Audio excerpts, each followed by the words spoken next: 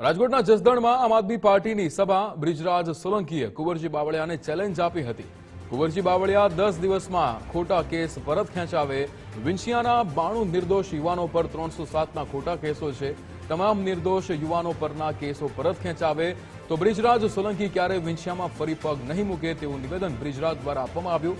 કુંવરજી બાવળિયાએ મારા ભૂતકાળ ઇતિહાસની વાત કરી। કુંવરજી બાવળિયા સાચા હોય તો મારી સાથે ડિબેટ કરે, લોકો નક્કી કરશે કે કોણ સાચું અને કોણ ખોટું। બ્રિજરાજનું નિવેદન।